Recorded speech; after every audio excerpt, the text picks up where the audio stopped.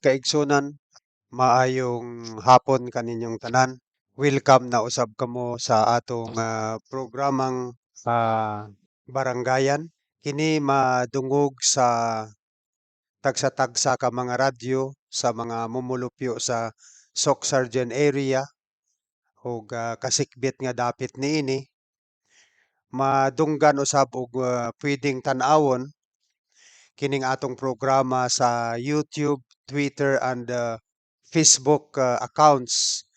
sa atong sipihanang RPN DXDX General Santos ug madungog usab og matan-aw kini nga programa sa akong kaugalingon nga Facebook account nga Benzo Mugoy ug kung wala kamo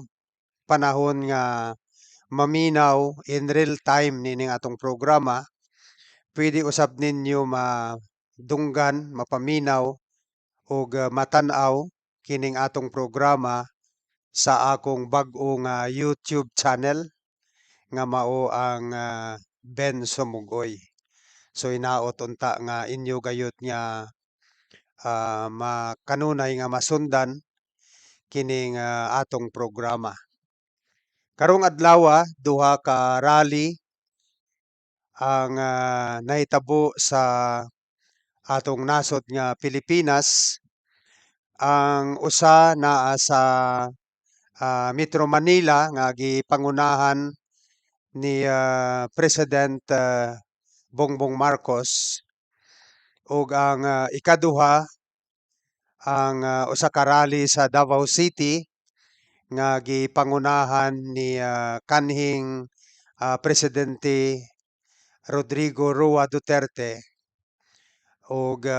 ni Vice President Sara Duterte, tuwa usab si Mayor Basti Duterte sa Davao City. Ang atong hatagan og kritik, unahon lang nato kining nahitabo nga rally sa Davao City. Ilabi na gayud ang atong pag-analisa, paghatag og assessment o pag-evaluate sa naging pakigpulong ni kanhing President Duterte ni anang rally sa Davao City karong adlaw. Una, gusto lang nako unta isulti nga murag anaa na unta sa maayong direksyon ang panggobyerno ni President Bongbong Marcos. Gani ako siyang gisuportahan sa kanang iyang maisugon nga posisyon sa West Philippine Sea nga kaniadtoan ay pasagdan kini ni kanhing Presidente Rodrigo Roa Duterte nga kuhaon, i-invade, sakupon o encroach sa China. So murag mo believe kita o gani sa pipila ka higayon ako giingon sa atong programa nga ginasuportahan nato si Bongbong Marcos tungod ni anang iyang maayo kaayo nga baruganan sa West Philippine Sea. Unya ang iyang pagsuspende sa drug war ni President Rodrigo Duterte nga maingon gani nato nga piki kini nga drug war kumo kay samtang nagalunsad og libo-libo nga pagpamatay sa mga ilang mga ordinaryong tao nga ilang gisuportahan nga o gisuspitsahan nga mga drug offenders, makita man sa daghang insidente o sa daghang mga testimonya nga si Duterte o ang iyang mga anak nakigkonsabo kini sa mga drug lords, sa kining sindikato sa droga dinhi sa atong nasod o gani ang kining paglunsad ni ah, Presidente Rodrigo Roa Duterte niining madugoong drug war. ah, may duha lamang katumong. Ang tumong mao ang pag-angkon og political capital aron nga mapahumot siya didto sa katawhan, ug ikaduha aron i-cover up ang kamatuoran nga si President Duterte ug ang iyang mga anak adunay kalampigitan sa negosyo sa illegal nga droga dinhi sa atong nasod nga Pilipinas. Ang naging problema lang sa gobyerno ni President Marcos nga maayo na unta ang iyang dagan sa daghan nga aspeto, kay wala man say mga dagkong iskandalo nga nahimo sa at least more than 1 year nga siya naglingkod isip nga presidente. Ang naging problema ang paghimo niining nila niining People's Initiative nga gipaagi sa usa ka iskandaloso nga pamaagi kung asa nagapapirma sa katawhan nga walay pagpadayag o walay eksplikasyon kung ngano nga gikinahanglan nga ilunsad ka ng People's Initiative with the intention of amending the provision of the Constitution. So, wala may popular clamor para sa maong amendment, kay ang unod ni anang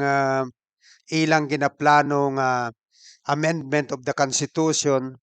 through People's Initiative mao lamang man lamang ang pag usab ni anang provision sa Constitution aron nga ilang isiguro nga ang proseso sa pag-aminda sa Constitution kinahanglan kini pagabutuhan by the members of Congress kuso pasabot sa Senate of the Philippines og sa House of Representative in a joint session. Kuso pasabot sa joint session nga ang matag congressperson ug matag senador usa lamang ang mamahimo nilang boto. So wala may claimor ang tao kabahin ni anang pag-usab sa susamang probisyon sa Constitution. Mao kana nga nanahimong sayop kini tungod kay una nga sayop mao kini ang naghatag kang Duterte og rason nga i-shoot down o banatan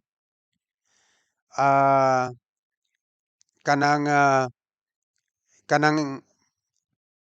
murag ilang gikan ang bala aron nga ikanyon ngadto sa administrasyon ni Bongbong Marcos. Kay kung wala kining ginlunsad nga People's Initiative nga gipaagi sa usa ka iskandaloso nga pamaagi, kung asa ang atong mga congresspersons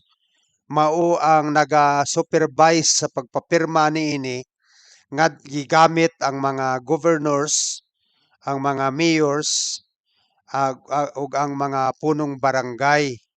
Unya ang usa ka scandalous aspect niining pagpapirma mao nga gisakay kini, gidungan gisakay sa pag-release sa mga benepisyo sa 4Ps, sa tupad, sa kanang AX ug uban pa nga mga welfare assistance nga ginapanghatag sa katawhan ngadto sa mga kabos. Unya ang paghatag og tag usa ka gatos ka pisos sa bisan kinsa man nga tawo nga mopirma niining People's Initiative. Dito gani sa Jinsan may nagsugilon sa ako nga usa ka barangay kagawad nga Gisubmitar na daw ang petisyon dito sa COMELEC sa Jensan nga may naay signatories nga more than 40,000. Ug siya na suko kining kagawad nga nag-chat sa ako sa akong messenger kay wala man siya mo pirma pero apil ang iyang pangalan didto ug gipagawas nga nakapirma siya. So mao kana ang usa ka kontrobersyal. Unya kung wala unta kining iskandaloso og kining walay basihan og walay hinungdan nga people nga petition for people's initiative to amend the constitution, wala untay bala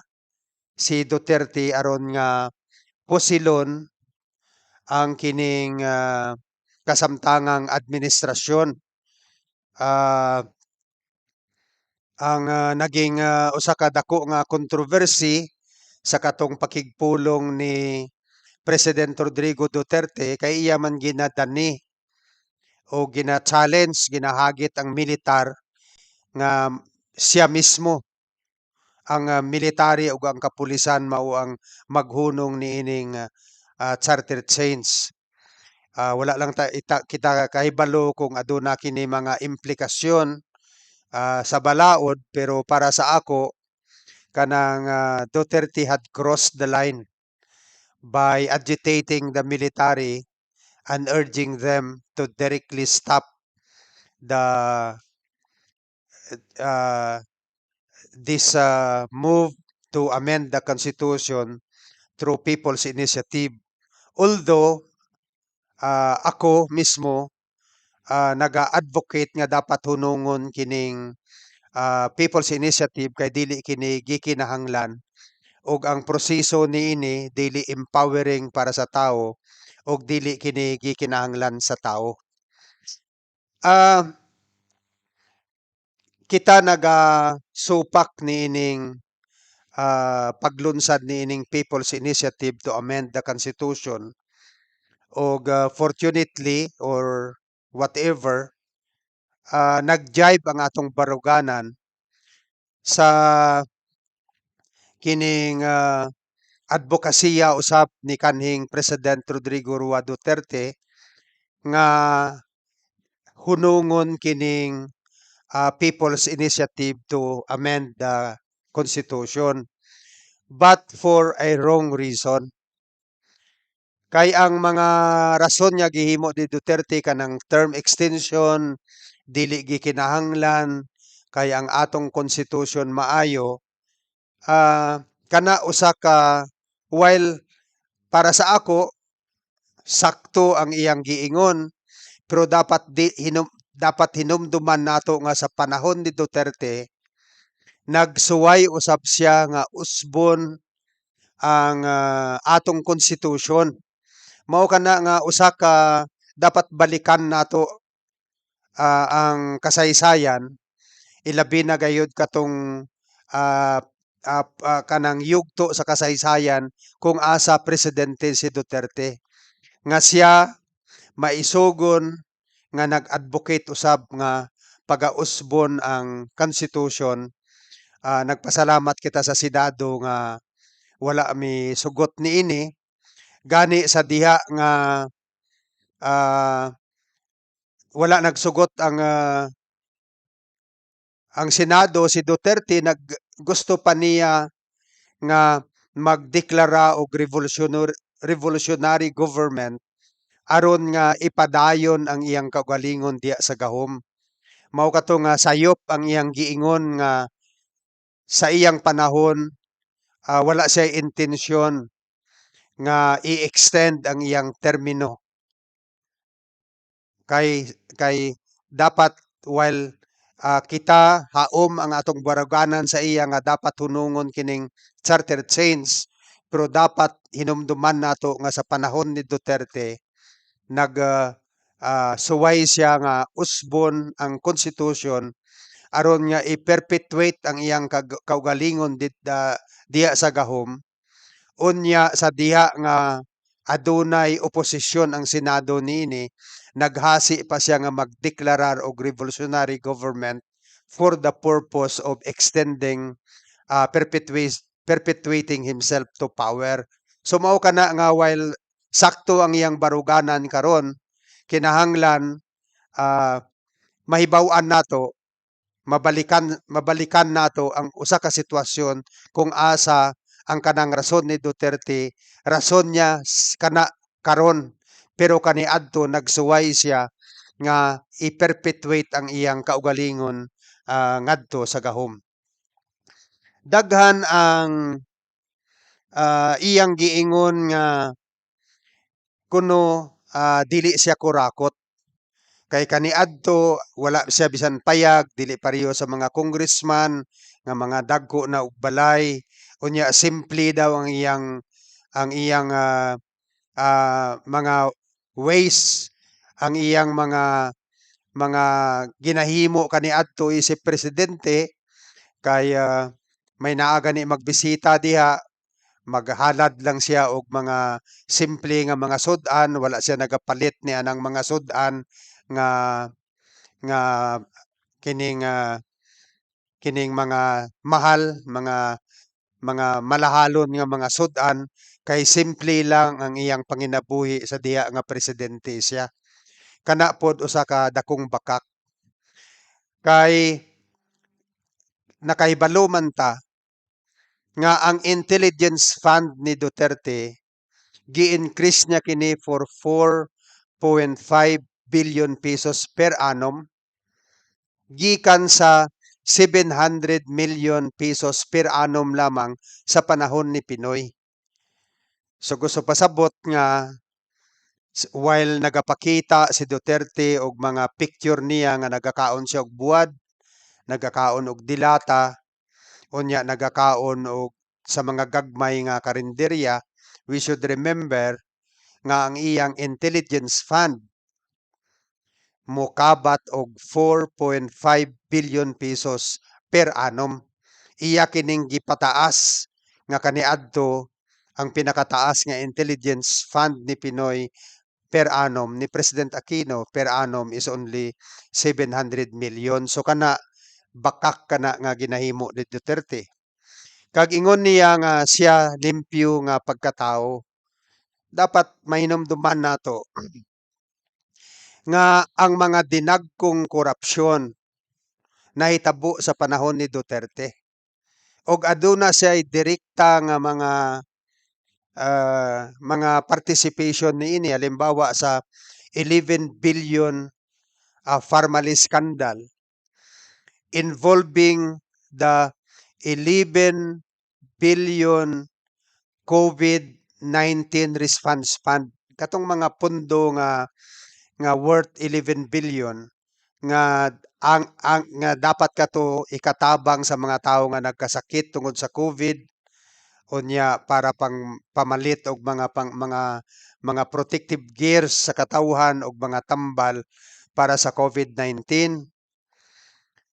Nakigkonsabo si Duterte. Imagine sa duha ka mga suspected drug lords nga iyahang partner sa kining mga Cebu laboratories diha sa Cebu,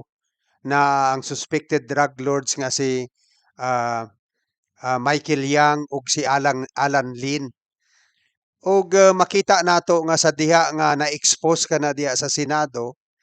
si Duterte nagagamit sa iyang presidential hour. Imagine aron nga protektahan kining duha ka mga suspected drug lords nga himo og act of blunders involving the 11 billion COVID-19 funds sa atong gobyerno. Duha ka suspected drug lords ug duha ka foreign fugitives, katong mga duha ka tawo nga ginapangita didto sa ilang nasod tungod sa financial fraud. Mao kana ang kakonsabo ni Duterte ug uban pa nga mga CD characters. So mao kana nga dili kana tinuod nga pobre si Duterte, kay pakita lang siya nga nagakaon og bulad, nagakaon sa mga simple nga restaurant, pero ang iyang mga binuhatan, ah, sukwahi sa iyang ginapakita. Kay 'di ba may naay mga isyu nga adunay mga bilyon-bilyon nga kwarta sa bangko nya dili man niya siya kining, file, magpirma sa waiver aron nga mahibaw-an ang tinuod, unya iyang ginatago ang iyang salin nga ang mga ordinaryo nga empleyado ginapilit nga mag-file kini ug ipasupubliko kini nga mga kini nga ilang salin, pero si Duterte nagdumili siya nga ipakita ang iyang salin. So mao kana nga, while, ah,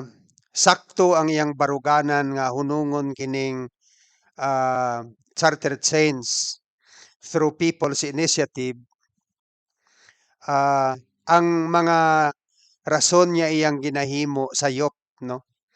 Sa iyang pakigpulong ginaakusahan usab niya si Bongbong Marcos nga usa ka drug addict. Mao na nga ako ang akong ginabasol ana, ang administrasyon usab ni Marcos ug ang mga miyembro sa kapulisan ug militar ug ang mga atong mga senador kay daghan naman ang mga insidente nga nagpakita nga kini si Duterte ug ang iyang mga anak, mao kini ang mga miyembro sa dagkong sindikato sa droga pero wala may ginahimo ang, gobyerno aron nga gukdon kini si, President Duterte ug iyang mga anak tungod sa drug trade. Kay kung daghan man kining mga published materials ug mga insidente nga nahitabo sa atong, nasod nga nagpamatuod nga nga ang pinakadako nga drug lord dinhi sa atong nasod si Duterte ug ang iyang mga anak. Ang problema lang kay ang gobyerno manggod wala sila nagahimo og pamaagi aron nga i-expose kini aron nga dili na sige og usab si Duterte nga suko siya sa droga nga iyang pamatyon katong nagagamit og droga kay wala man nagahimo ang gobyerno aron nga kining kining i-expose og himuan og pamaagi nga maklaro ang, complexity ni President Duterte ngadto sa, drug trade, dinhi sa Pilipinas. So ginabasol pud nato dinhi, una ang media,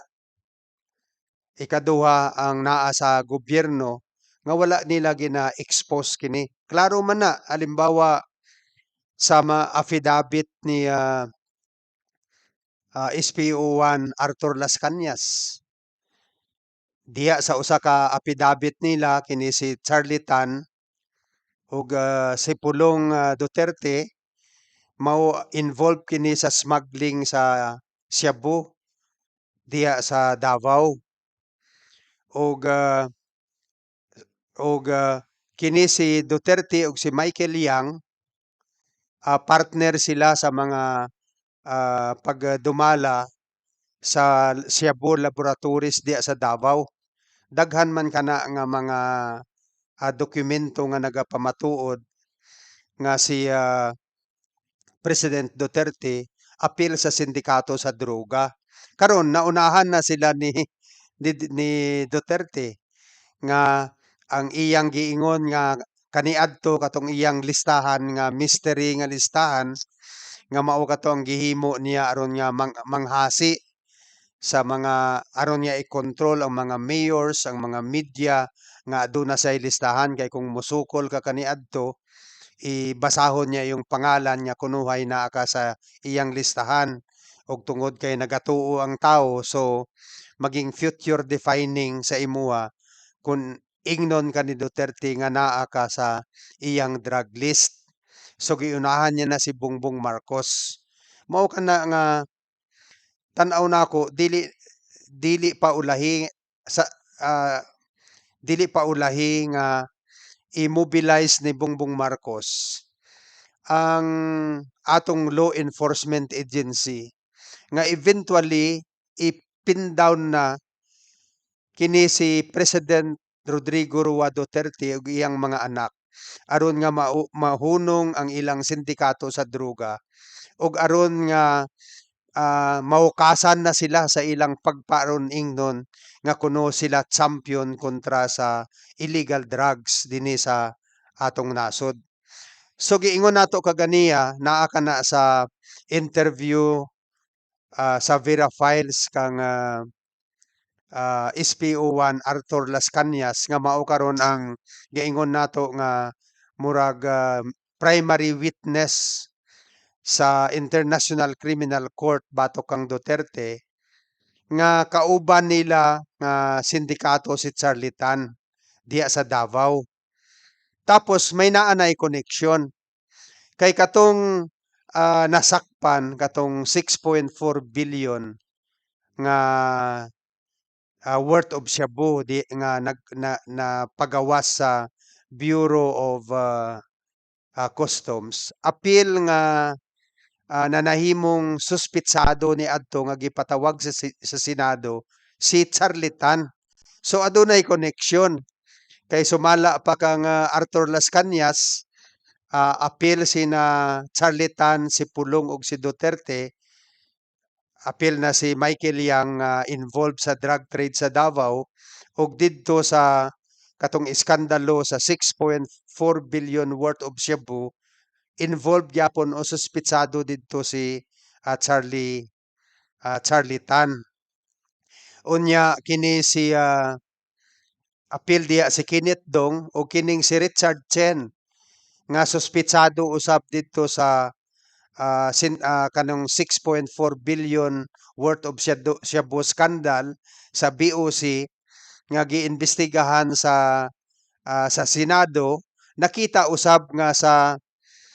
inauguration ni President Duterte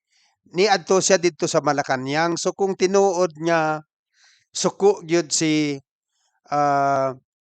President Duterte sa illegal nga droga ngano nga ang mga drug lords ila man barkada og nakita sa gisubmitar nga mga pictures o kana ma-surf man nimo sa Google nga ang katong mga tanan nga suspitsado sa 6.4 billion nga shabu nga nakagawas diya sa Bureau of Customs may mga picture nga naay picture nga naa sila nagainom uban ni na Basti Duterte, Pulong Duterte may naa gani mga waki pictures nga kauban nila si Mans Carpio ang bana ni Vice President Sara Duterte. So kung atong tanawon sheer coincidence ra ba na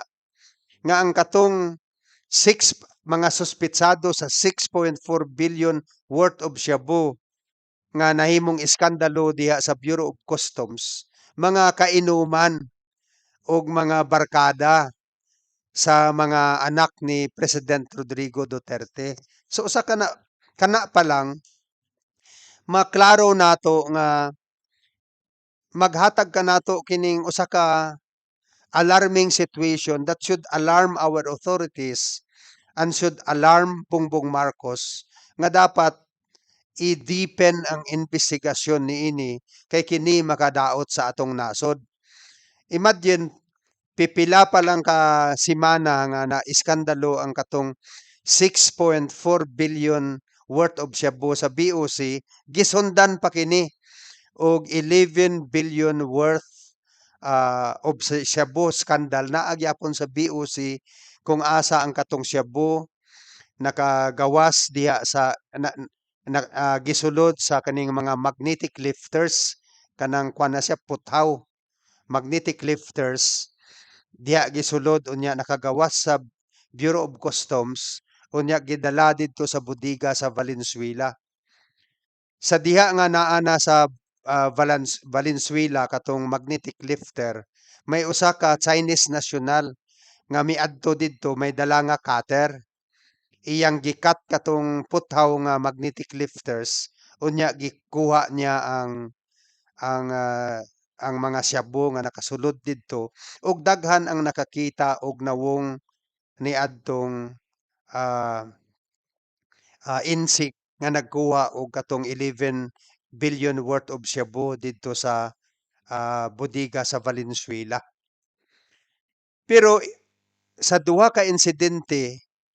sa 6.4 billion ah, worth of shabu scandal nga gisundan sa 11 billion worth of pesos worth of shabu scandal diya sa BOC, wala ka nakadungog nga nasuko si presidente. Ang atong nadunggan sa usa niya ka pakigpulong nga bisan pa nga ang katong mga magnetic lifters gilingkuran sa canine dogs nga nagapamatuod niya adunay elemento sa droga katong magnetic lifters. Ang giingon ni President Duterte nga speculation lang nga ang katong magnetic lifters adunay shabu. Mao bitaw nga sa komentaryo ni Senator Sani Trillanes nga ngano nga wala masuko si Duterte nga hate man ka niya ang drugs. Wala siya may suko kay katong droga iyaha kato. Og ingon pod ni Attorney Lourdes Manawang sa Bureau of Customs, adunay kusog nga ebidensya nga pwede na filean ang katong Chinese national nga nagkuha sa Cebu sa sulod ni adtong mga magnetic lifters. Unya daghan nakakita sa iyang nawong so pwede kato himuan og cartographic sketch para mailhan kung kinsa kato. Pero hangtod karon wala gyud mipagawas ang administrasyon ni Duterte during that time og cartographic sketch para nga ma mapangita og madakop katong involved sa ah, pagkuha sa 11 billion peso worth of shabu didto sa bodega sa Valenzuela. So kini klaro nga timailhan nga dili kana tinuod nga hate ni Duterte ang kining illegal drugs. Involved siya sa kining illegal drugs. Dili na lang nato istoryahan ang nahitabo kang Peter Lim nga ginaila nga pinakadakong drug lords diri sa ah, Pilipinas nga bisan nag-anha na siya kang Duterte wala gyapon gidakop ug hangtod karon dili gyapon wala gyapon siya masakpi, no? Sumao kana nga kining ah, na outsmart ni Duterte ang administrasyon ni Bongbong Marcos kay iya naman giunahan nga si Bongbong Marcos mao ang bangag nga si Bongbong Marcos mao ang adik. So nag-una na siya. Dapat magud-ana paglingkod ni Bongbong Marcos iya na gi-expose gi-mobilize ang mga law enforcement agencies to look into uh, the involvement of President Duterte and his sons ug sa iyang mga anak sa illegal nga droga dinhi sa atong nasod nga Pilipinas. So naunahan na sila ni Bongbong Marcos. Naunahan na sila ni President Rodrigo Duterte. So mao kana nga ang tan-aw nako dili pa ulahi ang tanan nga based on these circumstances bisan unahon na lang nato katong palawom sa investigasyon ni adtong Pharmally scandal kay imagine nga ang katong plunder nga gihimo sa pundo alang sa biktima sa COVID-19 pandemic ah gikawkaw, giganso, gikawat sa mga amigo ni President Rodrigo Duterte nga mga suspected drug lords, mga foreign fugitives ug mga seedy characters. Makita nimo sa investigasyon sa Senado nga katong ah, ah, pagpangawat ni adtong ah, bilyon-bilyon nga pondo para sa pandemic, usa ka to ka plunder nga giplano kay gi-appoint ah, ni Duterte ang iyang tawo dito sa PSDBM nga mao ang in charge sa pag-purchase atong mga COVID-19 na ah, katong mga materials alang sa COVID-19. Unya nag-appoint siya sa iyang tawo diya sa ombudsman, nag-appoint siya sa iyang tawo dito sa um, Mindanao, Ombudsman Mindanao, pero wala lang mahinayon kay adunay problema ang iyang appointee. Unya ang kwarta gikan sa Department of Health gi-transfer didto sa PSDBM. So klaro kaayo nga giplano kato nga dapat klaro man ang mga factual milyo ana kung paano gikurakot ang kwarta o paano kini gidipinsahan ni President Rodrigo Duterte nga gitaya niyang iyang kaugalingon, gihu halos ginahasi niyang Senado, ginadaot niya ang mga senador nga nagaimbestiga niini ug ang mga tawo nga kinahanglan, ang mga government officials dili na mapatawag sa committee, sa Blue Ribbon Committee kay iyang gipugngan. So klaro kaayo nga involved si President Duterte ni anang ah, plunder sa COVID-19 funds. Ang usapa nga dili makaingon si Duterte nga limpyo siya, no? Kining Dolomite Beach, 600 million kana nga kwarta nga gipanday sa panahon sa pandemic nga nagkuha og yuta gikan dito sa Visayas unya gi butang diha sa Manila Bay. 600 million ang gasto ni ana og karon kanang Dolomite Beach wala na. Gusto pasabot nahanaw na ang kining Dolomite Beach diha sa ah, Manila Bay. So mao kana nga while haom ang atong baruganan ah, diha sa baruganan ni Duterte nga dapat hunungon kining petition for people's initiative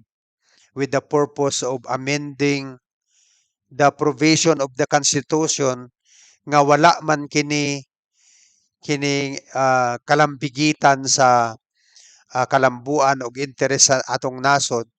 ug sa kaayuhan sa atong katawhan, pero ang iyang rason niya ginahimo sayop kay ang kanang mga butang nga iyang giakusa nga kuno gusto i-extend ang mga termino, i-perpetuate ang kaugalingon sa mga Marcos diya sa gahom, kana nga mga butang gihimo niya sa diya nga siya ang presidente kumo kay naglunsad pud siya sa People's Initiative and in fact gusto niya i-establishar ang revolutionary government for the purpose of perpetuating himself into power. So mao kana ang ah, atong ginahandom unta nga ang atong mga miyembro sa media, pareho ra man ta sa media, i-expose na kining kanang kaplastikan ni Duterte. Pareho tong interview kang Karen Avila. Kung asa nag-ingon si Bato nga nagkaproblema sila sa International Criminal Court tungod kay ilang gikontra ang mga drug lords, kay kontra sila sa droga, dapat gi-confront dayon ni Karen Davila si Bato nga dili ba sa interview ni Dr. Antonio Montalban III, kang SPO1 Arthur Las Cañas. Apil kapod sa sindikato sa droga kauban ni Charlitan didto sa Davao nga ang inyong batos didto mao mismo si SPO1 Arthur Las Cañas. Maunta na ang i-confront na nato sila kay kung dili nato i-confront kanunay sila moingon nga kontra sila sa drug lords, nga hate nila ang illegal drugs ug nagatuo ang tao kanila tungod kay mahadlok kita nga i-confront sila niining kamatuoran nga sila mismo mao ang mga dinagkong drug lords dinhi sa atong nasod. Kay giingon gani ni SPO1 Arthur Las Cañas nga mao karon ang kining primary witness dito sa International Criminal Court nga kini si President Rodrigo Duterte, kini siya ah, drug lord of all drug lords in the country. So mao lang kana ang gihimo ni President Duterte sa iyang pakigbulong. Ang katong murag iya bitaw gina-challenge direkta ang Philippine National Police o ang Armed Forces of the Philippines nga maoy direkta nga maghunong nga mag-stop niining People's Initiative for the purpose of amending the Constitution. I think that is uncalled for. Og ang sa tan-aw nako kini naga-confirm sa katong mga huhungihong kaniadto nga gikan pud sa iyang baba migawas nga nag-ingon siya nga iyang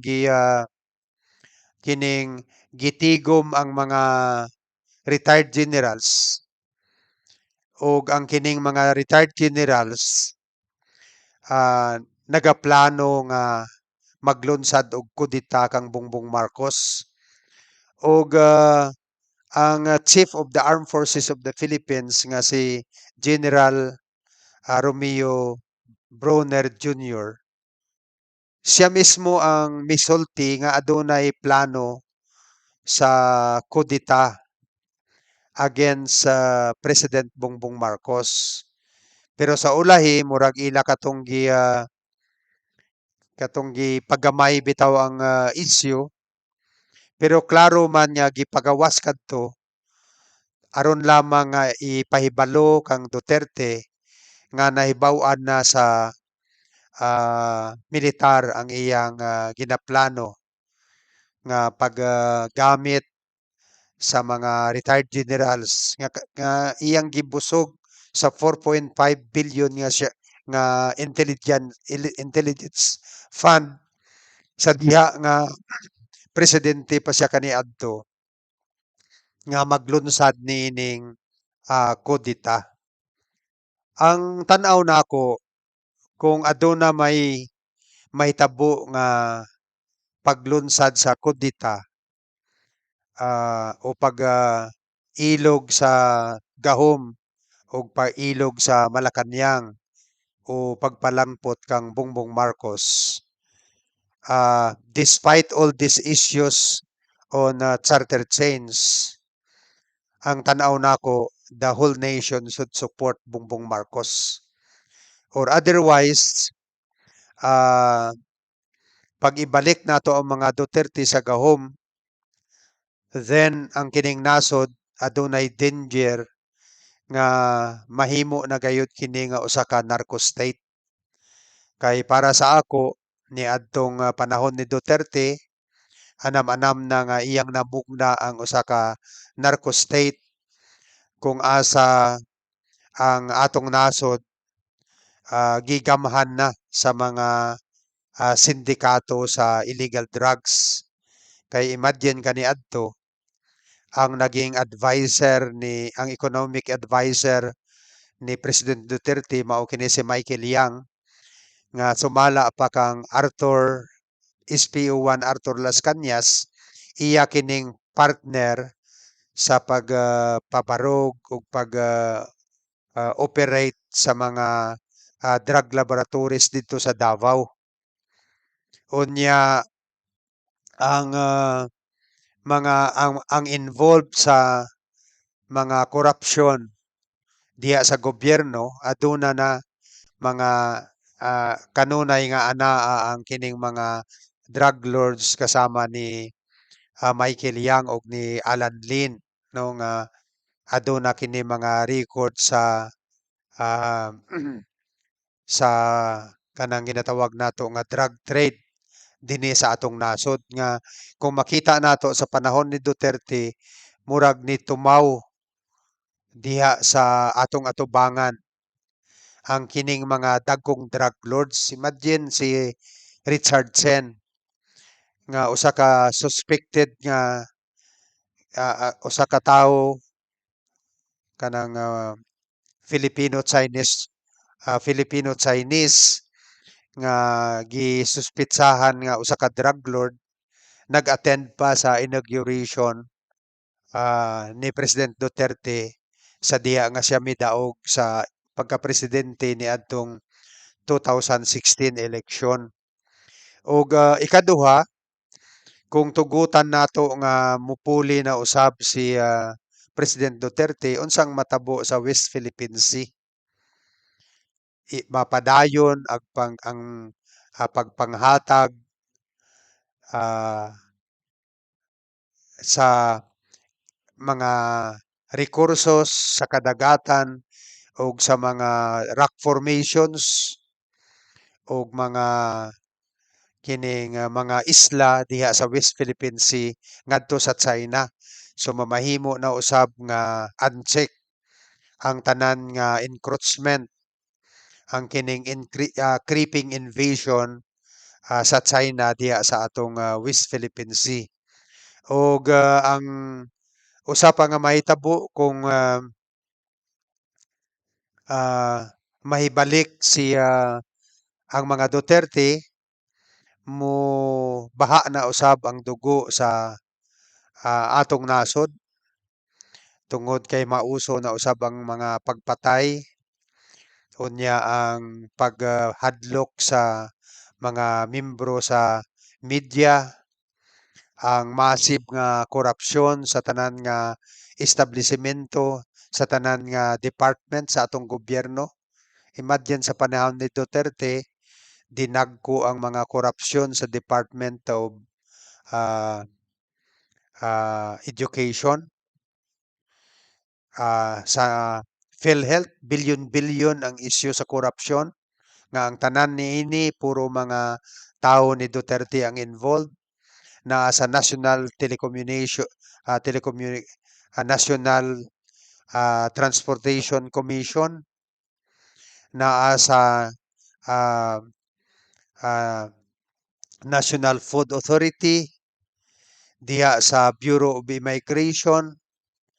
diha sa Bureau of Customs diha sa Department of Health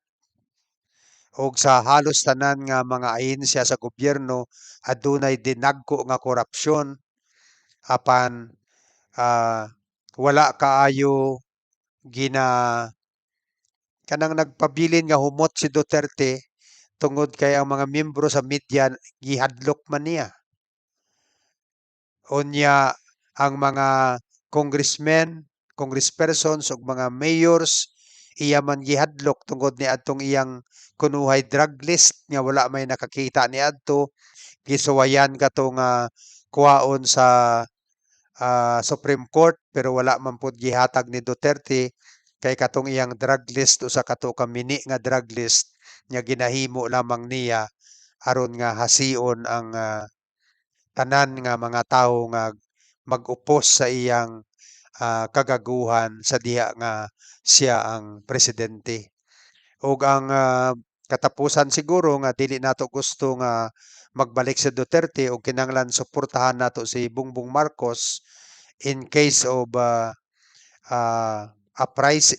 people's uprising nga ang nagapamuno si Duterte in case of kudita mao nga giguba ni Duterte ang tanan nga mga social institutions, apil na ang kultura sa mga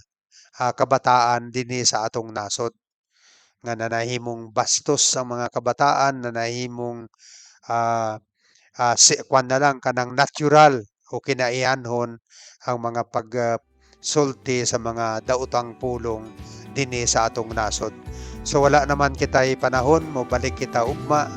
sa susamang oras gikan sa alas 4 sa hapon hangtod sa alas 5 sa hapon usab aron sa paghisgot sa mga burning issues of our time. Kita dili man maayo nga broadcaster tungod kay ang atong tingog ug atong deliberations dili nagahaom sa ginatawag nato nga talento sa usa ka broadcaster apan ang ginagarantiya nato dinhi ang kanang walay lipot-lipot o walay kukahandom nga diskuter, paghisgot sa mga burning issues of our time. Daghang salamat ug maayong hapon kaninyong tanan.